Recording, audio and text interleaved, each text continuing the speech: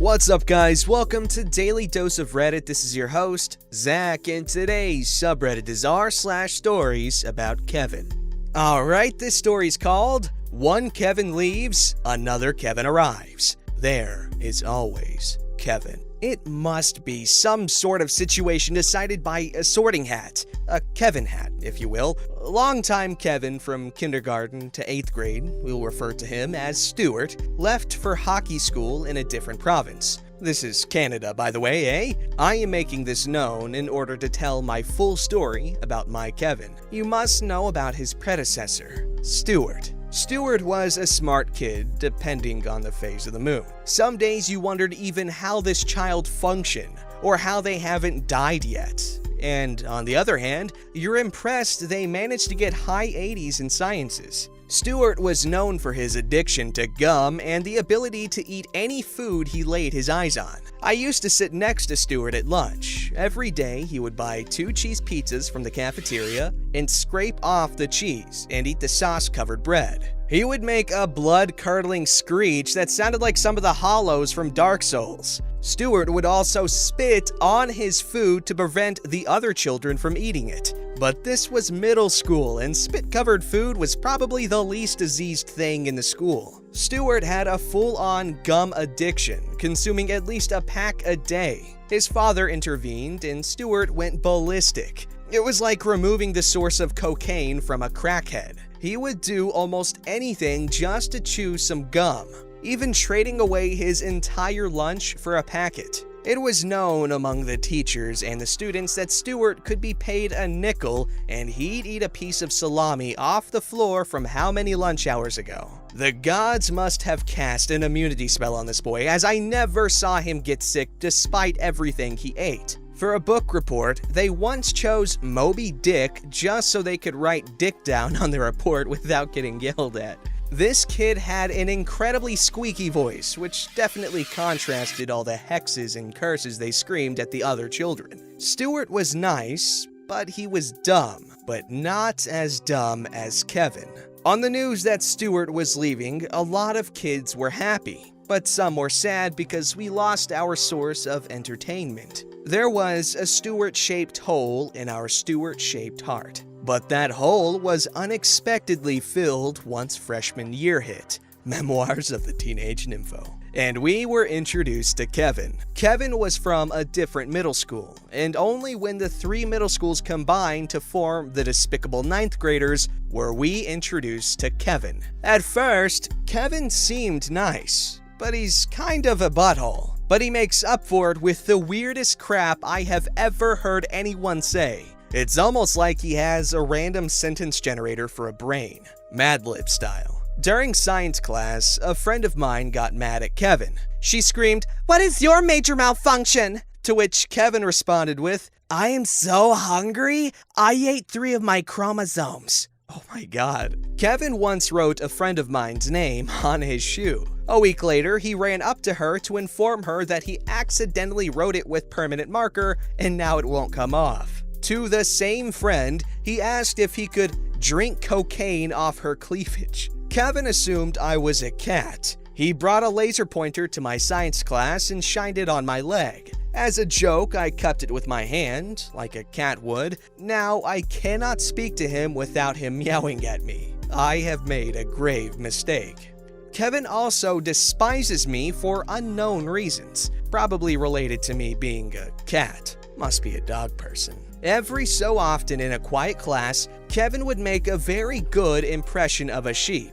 Every 5 minutes or so. Kevin's friend, we'll call him Jack, thought his girlfriend was pregnant. He told Kevin he could name the child. Kevin's 2 choices for names were Kevin Jr. and Fidget Spinner. Yes, spelt like that. Kevin was convinced that people lived on Pluto, and now that it was declared a dwarf planet and not a real planet, he was scared because the Plutonians have nowhere to live. Kevin once asked to borrow my whiteout. Kevin took the stick and dragged it all across his tongue.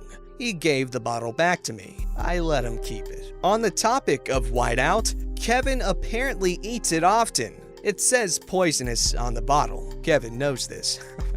Kevin once found a snake and threw it onto a road, causing it to get ran over. Kevin got a 58 in my science class, but the teacher bumped his mark to a 60 without asking because she didn't want to teach him again. Kevin constantly sung "Jesus Loves Me" during math class, including the atheist version, "Nobody Loves Me." Kevin had a girlfriend. Kevin started to date her because he called her his wife. This is grade 9. Kevin once sung "Country Roads Take Me Home" during English class for 20 minutes. He swapped to "What Makes You Beautiful" afterwards. Kevin got a 2% on a multiple choice test. Statistically, he'd get 25%. How the hell Kevin achieved this null of a score is beyond me. Kevin had a friend named Zach, who was like him, but nicer and smarter. Still not the brightest, but at least he tried. Zach and him once got separated in math class, and Kevin brooded about it all day by drawing broken hearts and sad stick figures on his whiteboard. Kevin thought if you drank pineapple juice, your semen would taste like pineapple. I really hope he did not test this theory. Aubrey Plaza tested that in that one movie. Kevin thought chocolate milk came from brown cows. Kevin thought strawberry milk came from pink cows. Kevin freaked out when we watched a video in sex education where the video showed a gay couple kissing. Kevin exploded a spray can of Axe in class, causing it to be evacuated for 3 periods. And that's all I have about Kevin, the craziest kid I have ever met. Stuart made a step so Kevin could take a leap.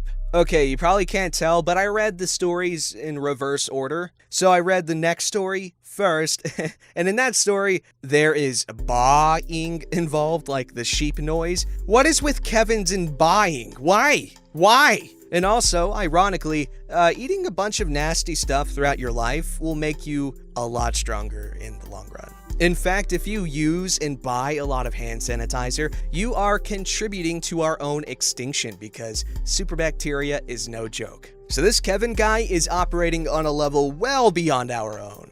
Alright, so this one's called Kevin 2, when your gayness ends up destroying a class. This is like the spiritual successor to my first primary Kevin post, found here. Kevin in that story is still a Kevin as far as I know, but I haven't seen him in a while. He did ask me where his juice box went about a day before quarantine hit, but that was my only interaction with him, besides his classic sheep baas and sex moans in the hallway. This Kevin is a particular Kevin. A Kevin so special it's almost a pity I forgot to mention him here beforehand. This is the tale of Kevin and how he shut down my entire music class. Music was right after English, early in the morning. It was meant to be taken, but it was a bird course. All you had to do was play your instrument and not screw it up, and you had an easy 90. Now, the music class had a setup a little different from the others. 1, it had people of every grade, from 10 to 12, and 2,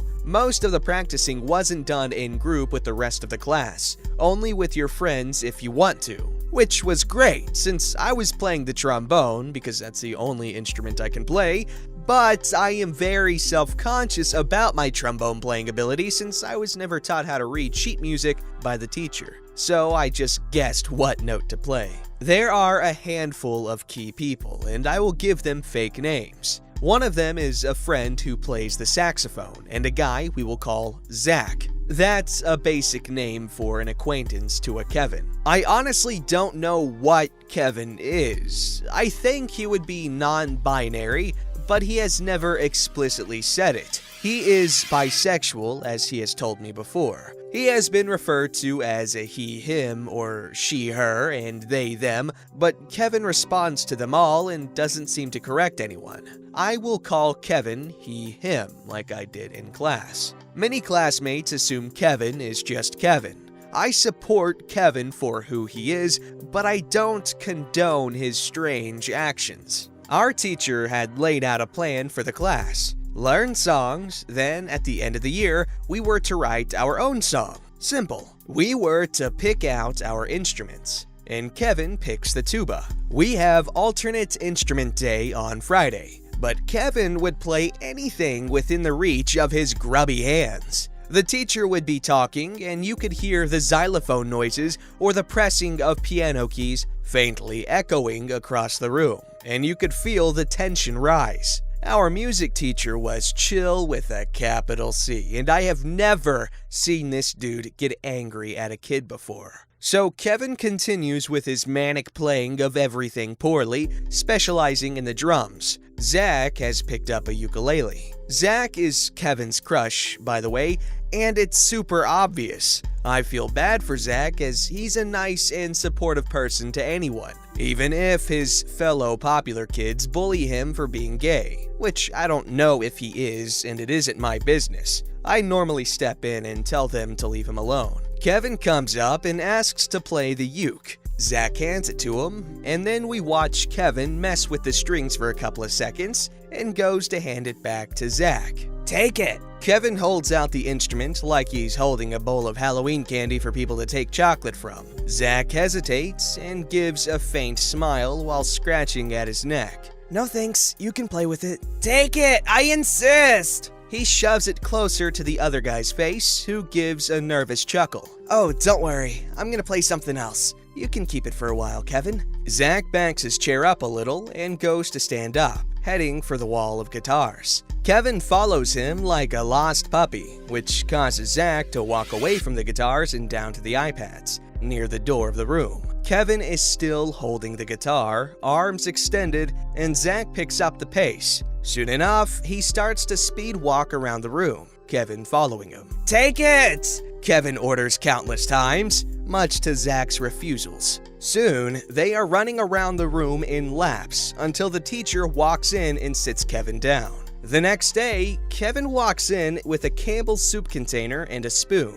Zach is on his phone minding his business as we wait for the tardy bell to ring. And without even looking at Zach, Kevin announces to the whole class, "Hey Zach, do you want to try some of my Kool-Aid soup?" Zach says no, politely, obviously, and Kevin just takes a spoon and starts eating red Kool-Aid from his can for snack. He offered some to me as well to complement the baguette I was eating, but I told him I'll pass. These actions of Kevin were strange to be sure, but Kevin's behavior would weirdify as the days go on. Kevin isn't the brightest to begin with, but here's the list. Kevin tried to teach me how to play Magic the Gathering incorrectly, as I've played Magic the Gathering for a couple of years. He then offers to buy magic cards from the teacher and me, to which I tell him my cards already had buyers, which was true. Kevin continues his quest to play every instrument, but on some days he would just bring in his laptop and watch Men in Black instead.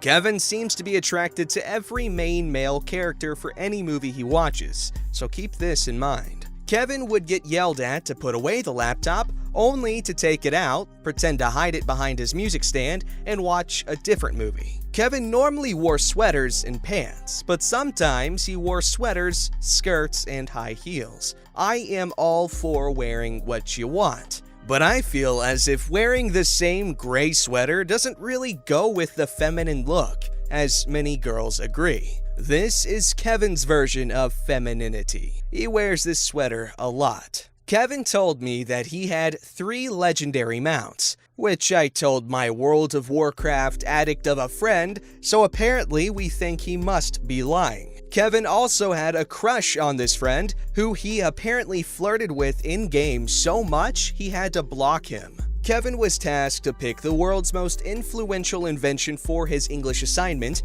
and he picked a very obscure steam locomotive or something like the golf club. Either or. Kevin asked our old music teacher to play Stairway to Heaven so much, the teacher had to leave the room.